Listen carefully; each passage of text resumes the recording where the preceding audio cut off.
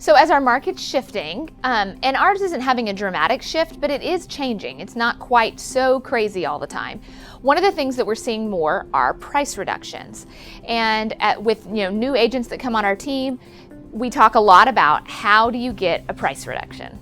Hi, this is Tiffany Fykes, and I've been selling real estate for 9 years. Our team of highly trained professionals, along with our marketing plan, has sold over 600 homes all over the Middle Tennessee market. And this is how we do it.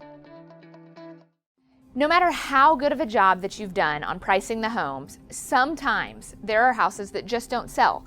Maybe, there's features that the market changes. I mean, that happened to us last year. We had a house that we felt like was priced exactly right, but the market just kind of changed on a dime, and then buyers were no longer willing to make any sort of repairs. And this house needed a lot of that. And so it meant we were going to have to do a price reduction. So the way that we like to talk about price reductions is around data and statistics and facts, because it's an emotional process for the seller and you don't want to deal in emotions. Now, you do want to deal in matching their motivation. So sometimes people are satisfied to have the house on the market. We had a house that we had on the market for 2 years, and I worked to get a price reduction, showed them the data, showed them that that's what it was going to take to get it sold, and they just weren't concerned about actually getting the house sold. So we came to an agreement. As long as you're happy with this, I'll keep doing this. I'm not going to be able to spend any more marketing dollars on it. That's great. We were all fine. Then later, continuing to present the information to them, they eventually were more motivated and were willing to do a price reduction. So if their motivation is there and they need to sell the house, then what we always talk about is how many showings have we had? Because if there's 10 showings with no offers, it's probably the market telling us there's either a problem with condition or with price. Or if you go 3 weeks with no showings at all, then that's another indication from the market that your property is probably overpriced or needs some sort of condition change. And that's how I always talk about it with our sellers. Whatever it is that we need to overcome, because if we've had 10 showings, we usually know what it is. Maybe there's a funny smell in the basement, or the bathrooms are not remodeled and all the other bathrooms in the neighborhood are remodeled, or like I said, the house that just changed on a dime, the kitchen was kind of funky.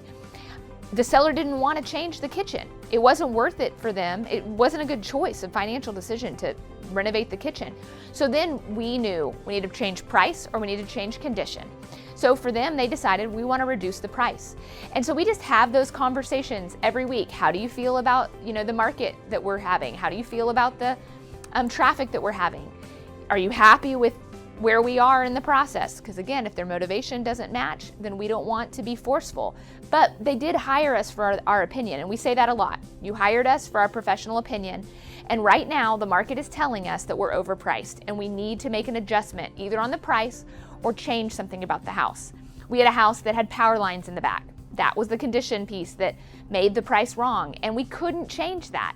So we knew that we had to deal in price. And when you just present that information to the sellers time and time again, then they'll make that decision. And a great thing is, talk about a bigger price reduction and settle for a smaller one. A $2,000 price reduction isn't going to help your sellers at all. It's not even worth doing, really.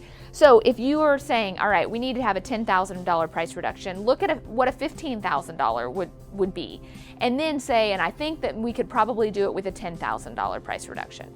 Just get that motivation, match their motivation, give them the data so that they know it's not emotional for you to be making this recommendation. And then it helps them get over their emotions so that they can make the best decision for themselves.